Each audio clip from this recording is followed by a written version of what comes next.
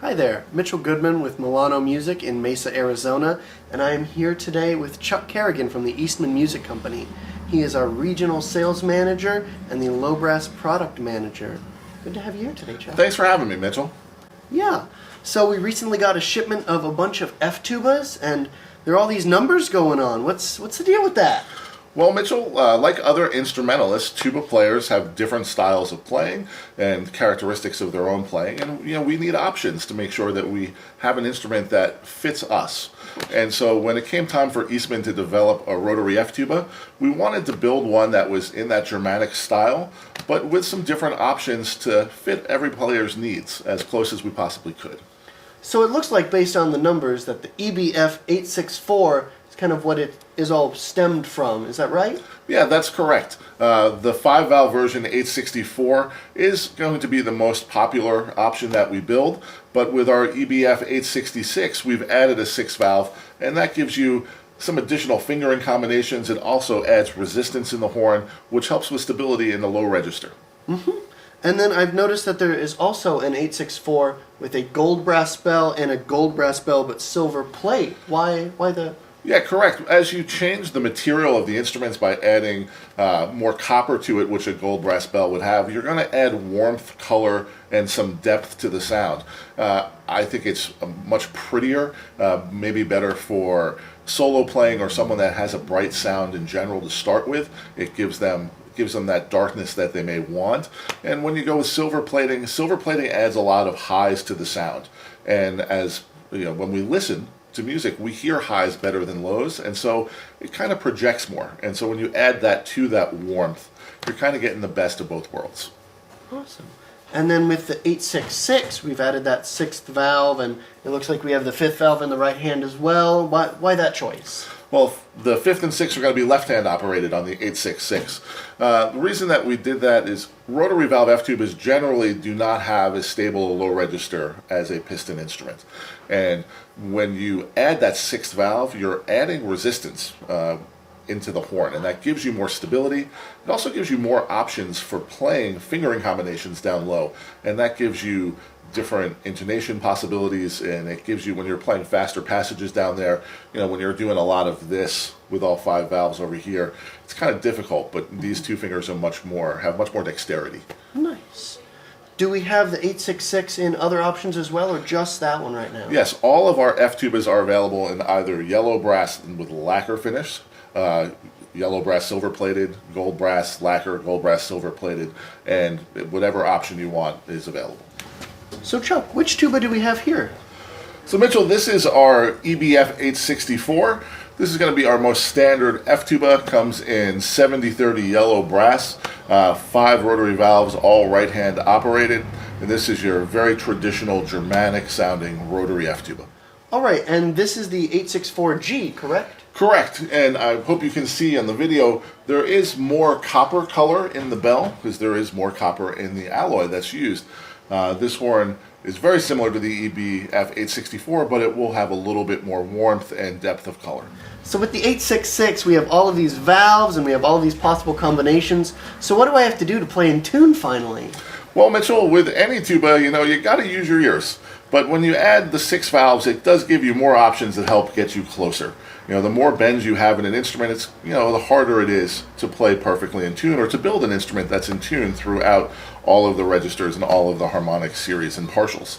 So if you go back to the 5th valve is a longer version of a 1st valve, so that as you start playing lower and pitches start creeping up, you can use it kind of in place of a 1st valve, and it gives you that added length that you need to help get those notes in tune. The 6th valve is a longer half-step valve. So with these combinations, you can add length. So as you're playing lower, you don't have to lower the pitch as much with your face and use your ears. The pitch cut's brought down by itself. And so you have so many different combinations. You can play a low C with valve 4, or you can play it 5, 1, and 2, or you can play it 6, 2, 3. It's all going to depend on the player, but they also have different resistance factors to all of them. And so one of them may feel better for you, and one of them might feel better within your passage, that you're playing musically. The other nice thing with a 6-valve F tuba is your low F, or your pedal F, is all 6 valves. So now it's not a pedal tone. So the tone quality is much more in line with the rest of the instrument. And that helps because a lot of the solo literature, it's kind of a nice landing point. So that helps out quite a bit. Mm-hmm. And I can use it in the upper register as well, can't I? You can. Everything helps, with that added length, and when you know what the valves do, you can use it as alternate fingerings forever. Sam Palafian was really someone that showed me that. He used his 5th valve so much when he was playing above the staff, and a lot of it, again, goes back to your ear and knowing how your instrument works. So Chuck, most of the rotary tubas that I see are lacquer, so why would I pick to buy one in silver plate instead? Well, Mitchell, it's pretty. That's why you buy it in silver plated. It is. But in all seriousness, the silver plating does add that brightness and the highs and the overtones, and it helps a little bit with our perceived projection. And it gives a nice quality to this instrument sound. And, all joking aside, it is pretty. So how about we hear a little bit from each to hear some of the differences? Sure. This is the EBF 864 in your standard yellow brass.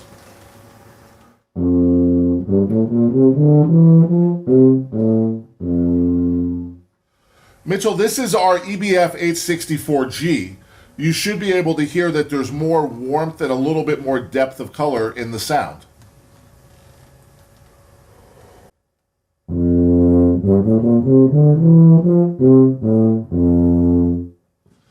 Mitchell, this is an 864GS. You're going to get the warmth of color and depth of sound out of the 864G, but with the silver plating, you're going to get a little bit more brightness and a little bit more directional.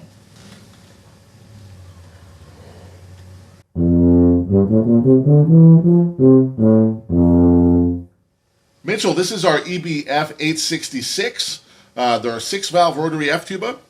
We talked about this having more resistance, and part of that is on our F tubas. From the 5th valve down through the 4th, we gradually get bigger in bore size as we go. When we add the 6th valve here, it stays the same. So you're keeping that the change of bore consistent till we get down to the 1st valve. It adds more resistance. And so it produces a little bit tighter sound overall, but a much more solid low register as well.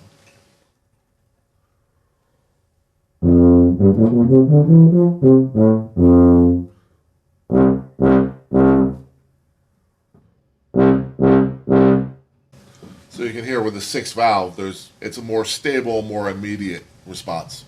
So if I want more information about these tubas, where can I go? Yeah, Mitchell, if you want to find out more information about our tubas or any of our wind product, you can go to eastmanwinds.com. Cool. Well, thanks so much for being here with me today and telling me all about these tubas. Thanks for having me. It was a great morning. Yeah. And if you have any questions, please feel free to call us at Milano Music at 480-827-1111. Not only do we have all of these F tubas in stock, but we have a host of other Eastman tubas in B-flat, C, E-flat, and F. Feel free to come on down and visit us at 38 West Main Street in Mesa, Arizona. Find us on the web at milanomusic.com, search under tuba, or give us a call